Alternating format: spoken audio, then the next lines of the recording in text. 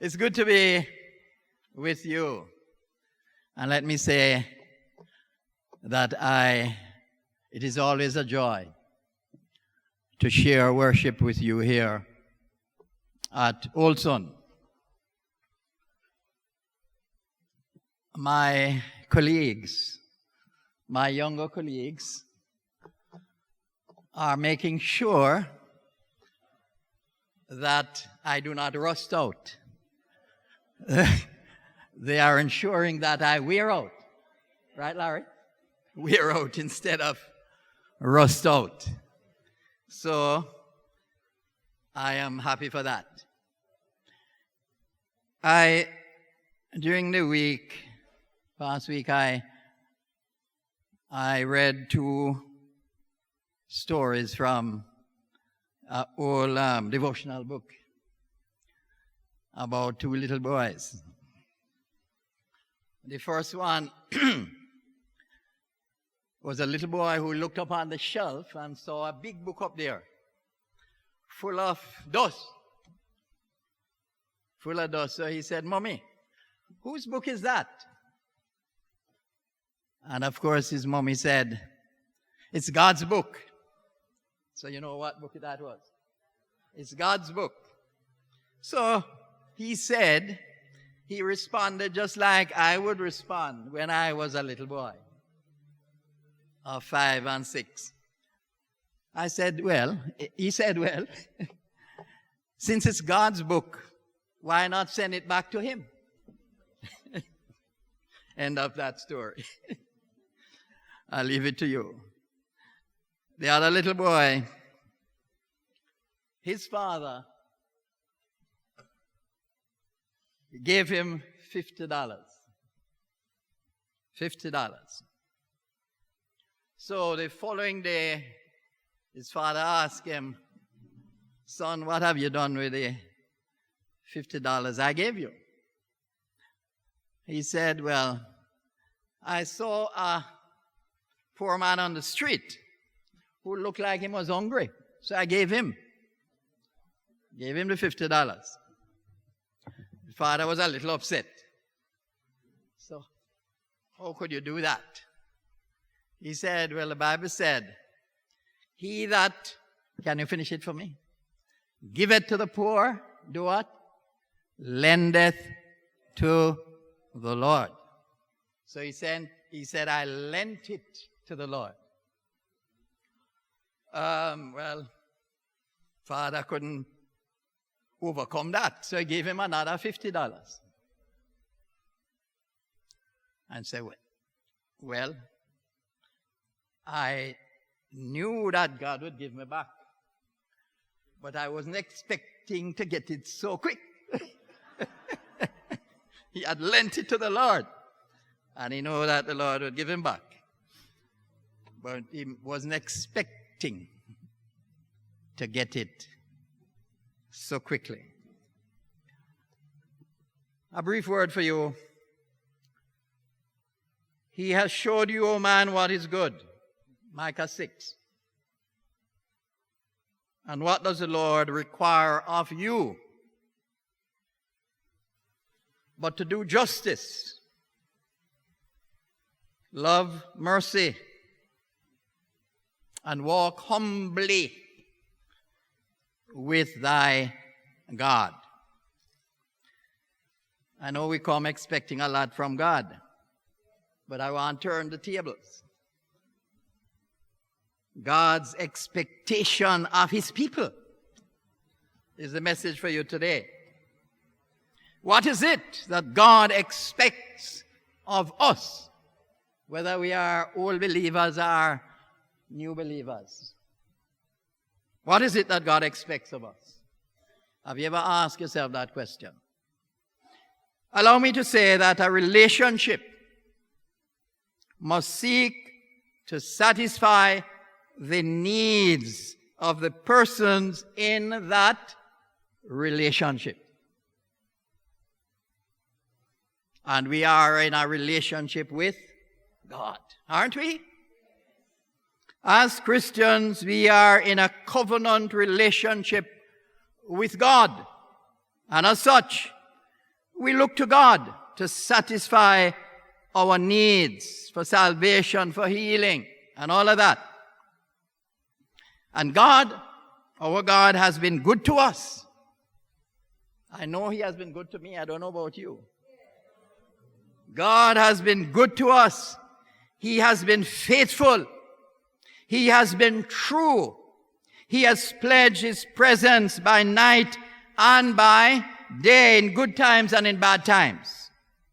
He has sent His word to instruct us, and He has sent His Spirit to live within us, to cleanse us, to develop Christ-likeness within us, to gift us, and to empower us for service. But do we ever stop? I keep asking. Do we ever stop to think that God also has needs? Did I hear somebody say, where am I said? God also has needs. There are some things which He expects of us. There are things which we must do and keep doing if the relationship with God is to be kept intact. God is faithful. We all can shout that and say that, but we are not always faithful. I am afraid we are not always faithful. And this makes Him very sad. Did you know God can sad? This makes Him very sad. My question then is, how is your relationship with God? How is your relationship with God? We know that God is keeping His promises, is faithful to His trust, that He respects and cherishes. The relationship is true. He's true to the covenant. But can you say the same? Travel with me then as we look at just three things God expects of us, or three of the things which God expects of us. First of all, He expects that we will love Him. Simple. Is that hard? Not too hard, is it? God expects that we will love Him. Under the Old Covenant, and even more so under the New Covenant, our relationship with God is a love relationship. Our relationship with God is what? A love relationship. He expects and wants us to love Him.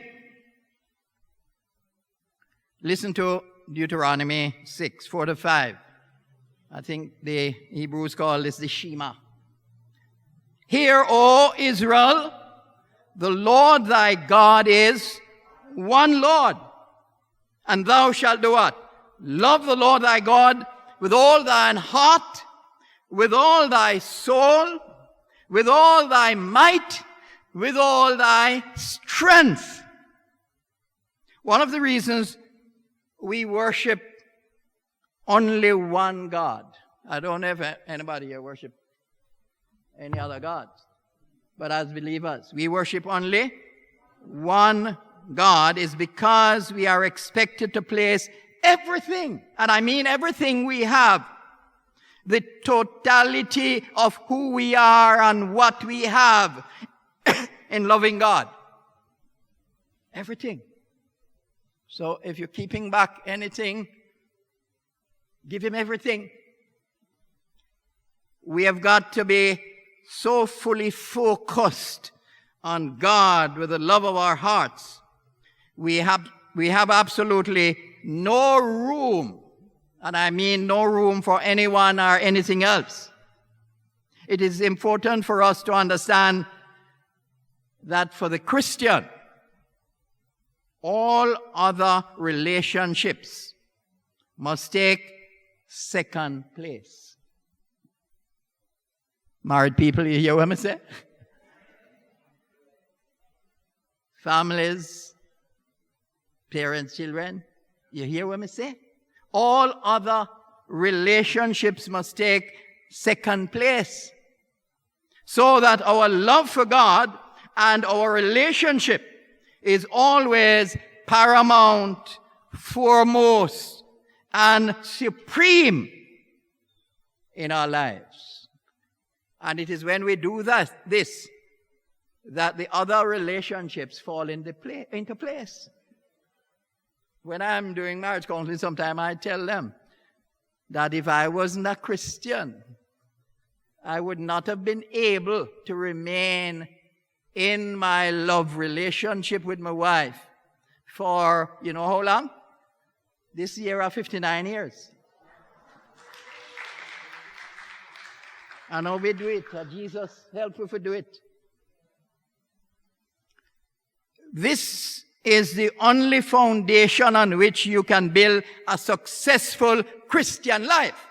And I challenge anybody to challenge me on that.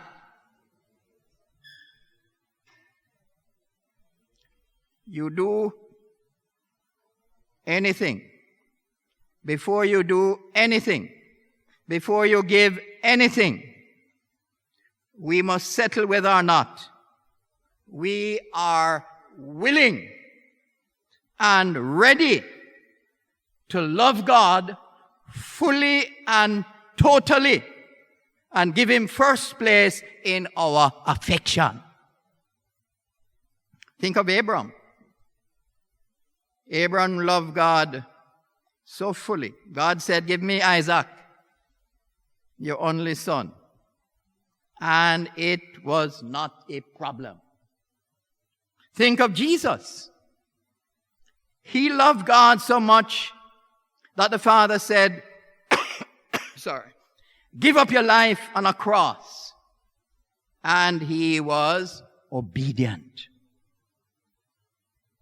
God told Barnabas loved God so totally. God told him, sell that property. Sell that property you have and turn over all the money to the apostles, to the church. Didn't say give a tithe or even 2 tithes. Some people give up to 9 tithes, you know.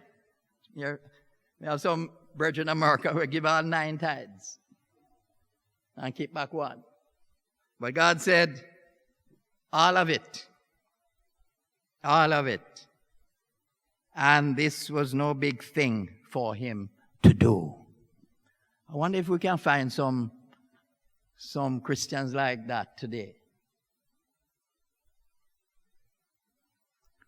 We say we love Him,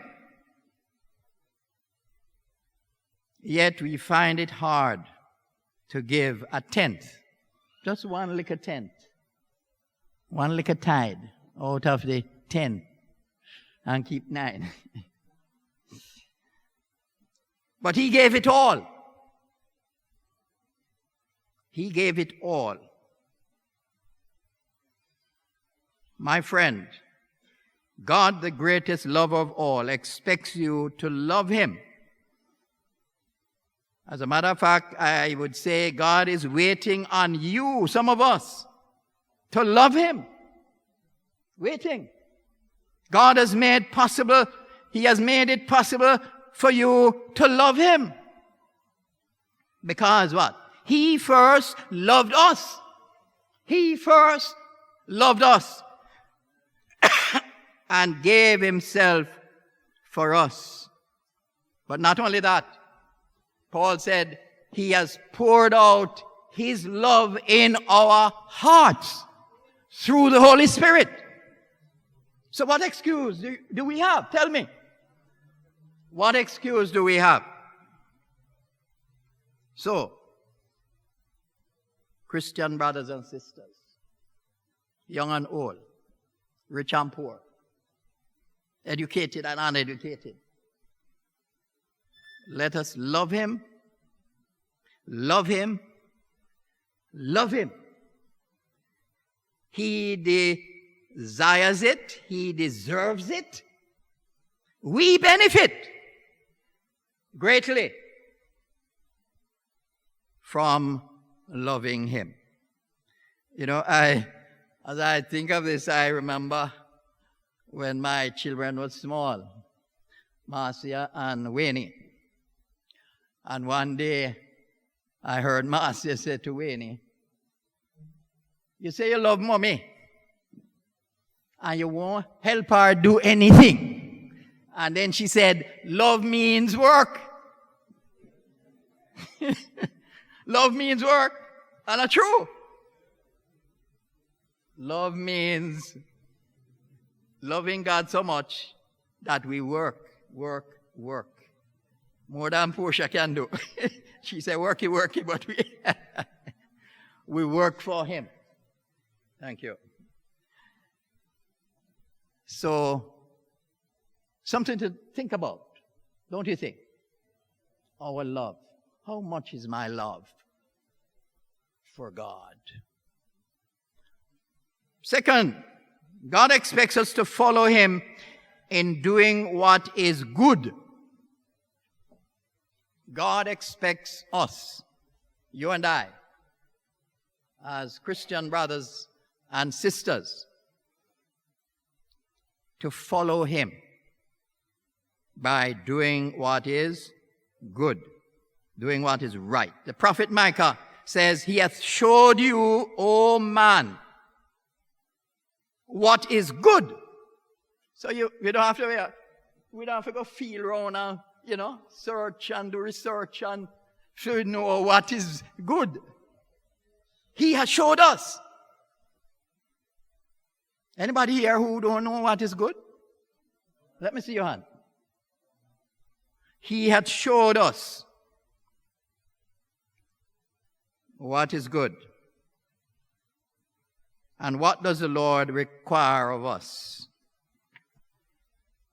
But to do justly, to love mercy, and to walk with humility with your God. Justice, mercy, humility. 3 simple words, I would say, before God. God is a good God. Anybody want to challenge me on that? God is I'm talking about our God, Jehovah, the Almighty, is a good God. And the prophet says he has shown his people. That's how good he is. He don't ask you to do something that you don't know. What is good? In his word to us and through his own consistent and his own holy character. And he wants for us to follow in his steps in being good also. We can't be out there and brag about we are children of God, we child of God, belong to the church, and we're living just like the people of the world. It can't work like that. The prophet mentioned 3 areas which was being neglected in his day, and which is still, I would say, a problem in our day, because we are not by nature very merciful, are we? Like Shylock in, was it Merchant of Venice? We keep demanding our pound of flesh. We expect and demand that person be punished in accordance with their wrongdoing. But God is a God of mercy. What a wonderful thing that he is. Or else where would we be today? Where would I be? Where would you be? God of mercy is always reaching out with a second chance. You know what I'm talking about, do you? Second chance. We have benefited from his merciful kindness. Sorry. And so he expects that we too will be merciful. I know that people mash your car sometimes, and it's hard to take, You get it up, And you want to really fix them business, that's all. But remember mercy. Remember the goodness of God. Remember that we are asked to reflect the goodness of God. Blessed are the merciful, for they shall obtain mercy. But he also wants for us to be just, fair in our dealings. The quest for justice is an ongoing one. We have a multitude, forgive me if you think I'm wrong, of government and non-governmental agencies working to ensure that proper justice is meted out to every citizen in our country. In spite of this, we see injustice. That's what we're seeing. We see injustice being meted out right, left, and center. God's people are supposed to make a difference. It don't make sense we are complain and find fault and criticize. We are expected to make a difference. We worship a just God. Our presence, your presence and mine, at the workplace, in the schools, in the offices, if you are in politics, our presence should therefore make a difference as we cause justice to roll down like waters and righteousness like an ever-flowing stream. Dish it out. Don't hold it back. It is needed in the Jamaica of today. And of course, there's humility. Humility. Walking in humility with God. We have become so caught up in the power play and the power politics. So wrapped up in materialism and consumerism. So enamored by human achievements and success. And by personal success. And the desire to outdo and outrun and outwit one another. We Christian, I'm talking to Christians. Because if we don't fix up our life, we can't talk to them out there. We tend to forget the simple, humble, childlike, trusting walk with God. I'm talking to my brethren, my loving brethren. Love you. In the church of God. Over 60 years, my wife. She little ahead of me. And we love you. But sometimes my heart pains. And if my heart pains, I know how God feels. Let us return to walking humbly with God. Those outside, them can, jump and prance and show off. But we are people of God, aren't we? And we must walk humbly with God as we represent the goodness of God. Let us take time to be holy. Otherwise, we have to stop singing some of them songs where we are singing. Take time to be holy and to behold Him. Goodness is not so much what we do, but what God has done for us and how we respond to the revelation of His goodness to us, and reflect it in all, and I mean all of our dealings. We must reflect the goodness of God in everything we do. Third and last, I see some of you ready to get sleepy. Finally, God expects us to represent Him to our generation. This is more positive than just reflecting His goodness. Represent Him. Active. Represent Him to our generation. Noah was a good representative of God in his generation. And so was Abraham. So was Joseph.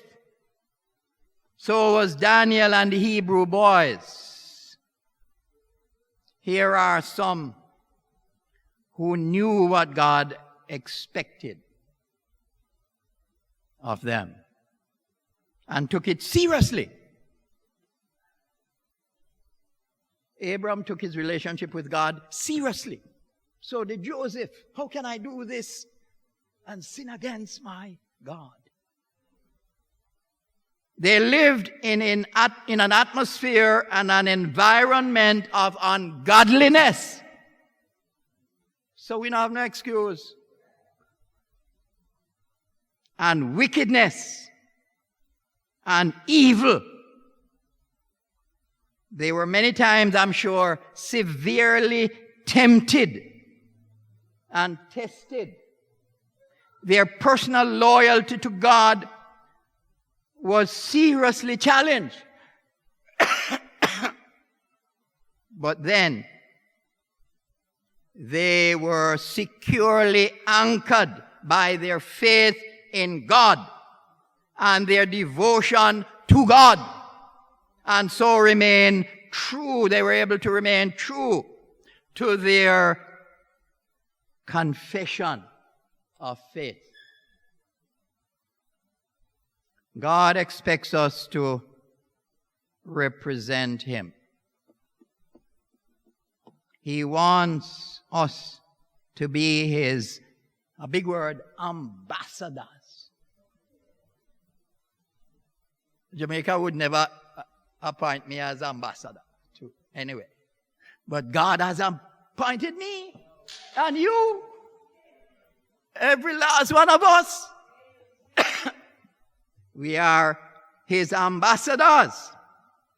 He wants us to let our light shine.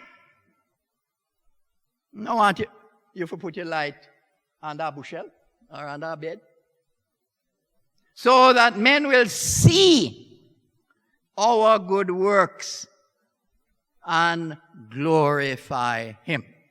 I live across the road from a mini mart and a bar. And there's a little guy there who drink rum till him turn fool. But you know, every morning, every Sunday morning,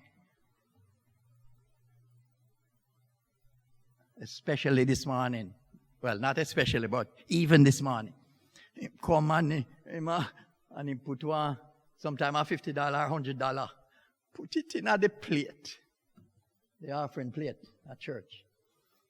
And there's another one there who him cost sometimes you have to call and said, language. And when they go across, and, apologies, and this man will tell them, say, listen, it look like me have to go start one church right down here, you know. And that the other one him said, no man, me I go come with you because I promised me if you go to church with me. For the past years, me live down there, 4 or 5 years. But God expects us to represent Him. He wants us to be His ambassadors. He wants us to let our light shine so that men will see our good works and glorify Him. So ask yourself, what kind of a representative am I? All of us are represented, at some point. But the question is, I need to ask myself, you need to ask yourself, what kind of a representative am I? Only you can answer that. George Miller, some of you know Al Miller. George is Al's brother. Lists failure. Failure to live the gospel as one of the barriers to effective evangelism. George lives in England, married to Hazel, a white woman. Failure to live the gospel. And it's interesting that Desmond Green, in his book Voices of Jamaica, Desmond is from Christiana. I think he lives maybe in Washington, D.C. now. Said, and I quote from a book he wrote, Visions of Jamaica. It is wise to practice whatever we would like to preach, because what we preach speaks so loudly that neither the deaf nor the blind can escape its message. Think about that. But George wrote this book.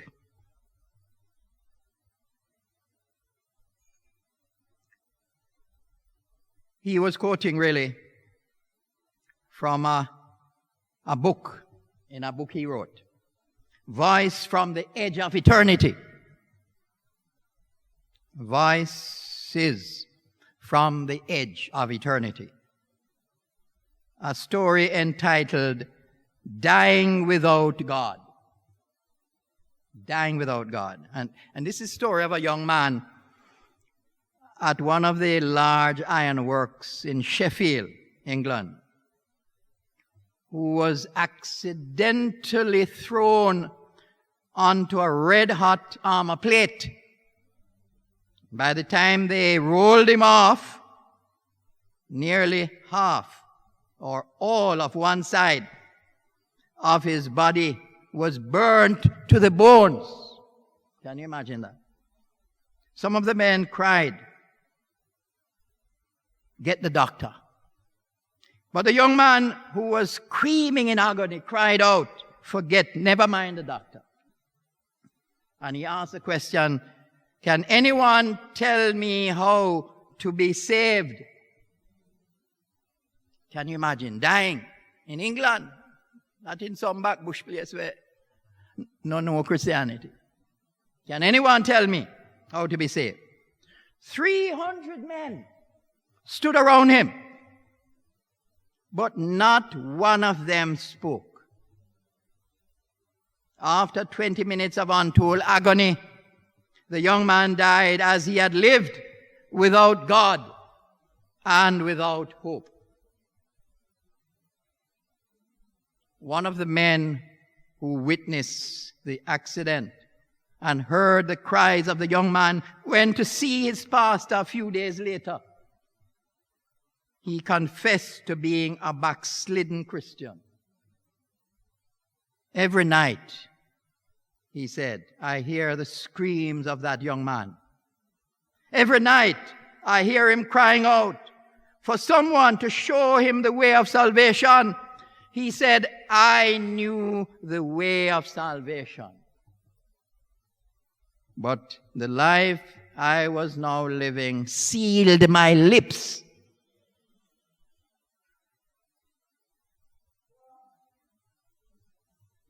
I'm afraid this is true of many church folks today. The life they are now living has sealed their lips when it comes to the whole matter of evangelism, the whole matter of witnessing for Christ. What is it that God expects? your love, and absolute devotion to Him. He wants us also to follow Him by doing good. And last, He expects that we will represent Him at all times. Let us pray.